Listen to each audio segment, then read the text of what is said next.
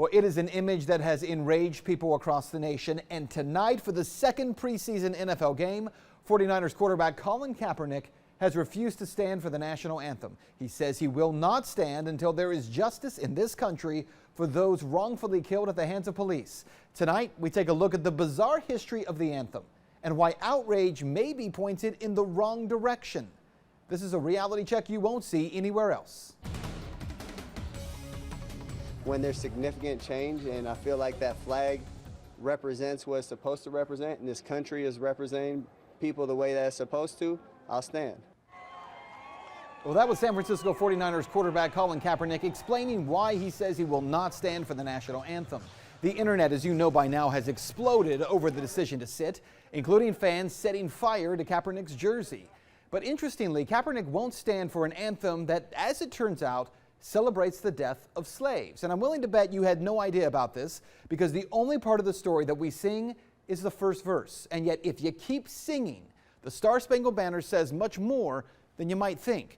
Let's start here, because the Star-Spangled Banner came to be during the War of 1812. It was written by Francis Scott Key. The War of 1812 was a war in which the United States attempted to take Canada from the British Empire. But the U.S. underestimated the British, who were able to overrun Washington, D.C. The banner itself, it was written in 1814 about the Battle of Fort McHenry in Baltimore. But as explained in an article by The Intercept, one of the missing parts of history is that part of the reason the British have been so successful during that war was their active recruitment of American slaves.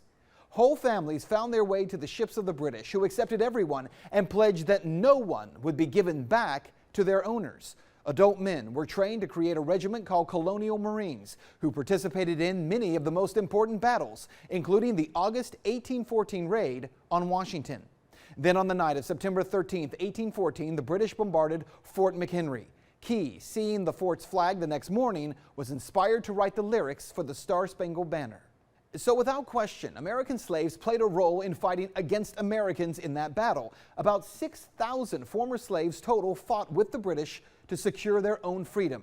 And Key, he speaks of them when he writes this: "No refuge could save the hireling and slave from the terror of flight or the gloom of the grave, and the Star-Spangled Banner in triumph doth wave o'er the land of the free and the home of the brave." Which candidly turns the anthem as we know it on its head. See, for those slaves, this was not a land of the free. Reality check: during the War of 1812, there actually was one group fighting for their freedom, and the Star-Spangled Banner celebrates America's triumph over them. There's a lot of things that need to change. One specifically is police brutality. There's people being murdered unjustly and not being held accountable. Cops are getting paid leave for killing people.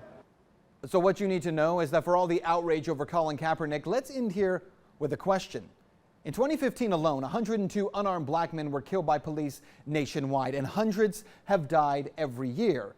2014, remember this guy, Eric Gardner? He was choked to death by police because he had sold loose-leaf cigarettes. No officer was charged.